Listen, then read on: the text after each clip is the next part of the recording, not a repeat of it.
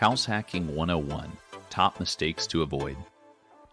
House hacking is a great business venture for those interested in real estate investment, but it's not something to get into on a whim. A multifamily property can be hacked if you purchase it, reside in one unit, and rent out the rest. You can also turn a single-family house into a multifamily building by adding an in-law apartment, for example, to an upper floor and renting it to tenants while living in the lower half of the building. Duplexes and other multifamily buildings with multiple units are also ideal for house hacking. The objective is to make enough money from the rent you receive to either fully or mostly pay your monthly mortgage. However, be mindful that while house hacking can empower you to become a homeowner, there are several difficulties faced by landlords as well. Here are some typical errors made by your house hacking forebears and advice on how not to make the same mistakes. Tip number 1. Choosing a low demand or problematic area. You'll be able to charge more for rent and draw in desirable tenants by choosing the correct neighborhood. Typically, your tenants wouldn't want to live there if you didn't want to. Affordable rental properties typically reside in unattractive or undesirable districts, where owners can secure cheaper mortgages. It's possible that these areas lack the dining options or stores that consumers frequently seek out, or they may have greater crime rates. Living in a place with little opportunities for fun, dining, or recreation could take some of the appeal away from buying that home. Tip number 2. Being unaware of local regulations.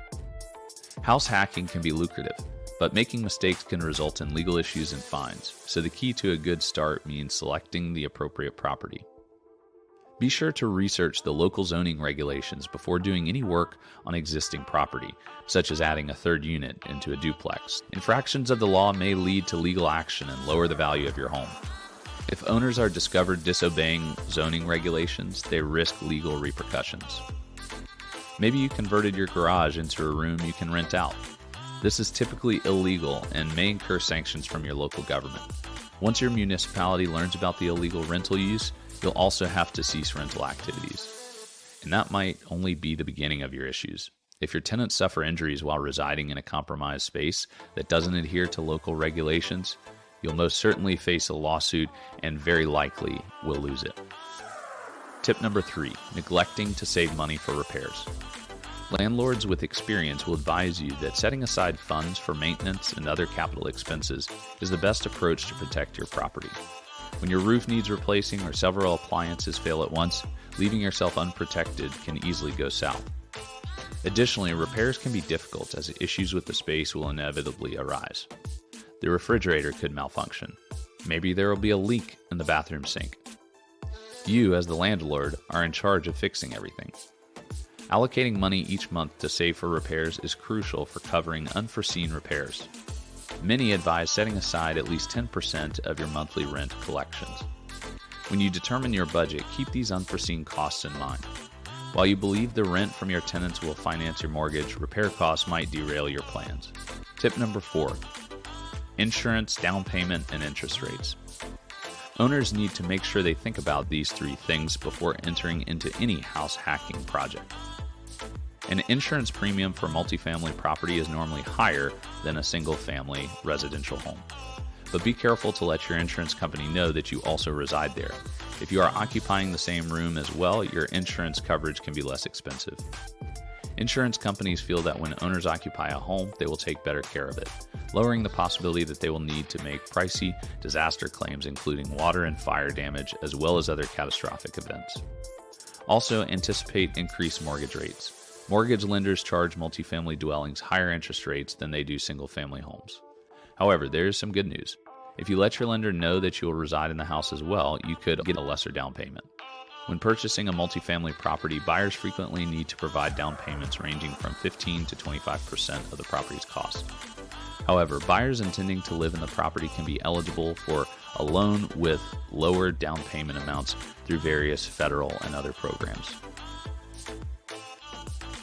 Tip number 5. Budget-busting consequences of not planning for capital improvements. Owners frequently forget to account for significant capital expenses. They don't budget for replacing broken water heaters, fixing worn-out roofs, or modernizing HVAC systems. It's important that you plan for these capital expenses because they will be large draws on your budget and on your cash. If you don't plan for them, it can leave you in a worse position than where you started. Tip number 7, lack of boundaries with tenants. Setting up definite enforceable boundaries early on is especially necessary if you live side by side with your tenants.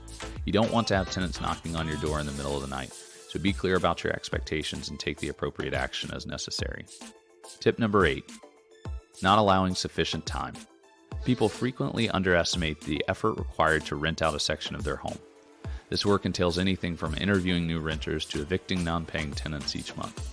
A well-written lease, engaging a property management service, and promoting the property are important steps.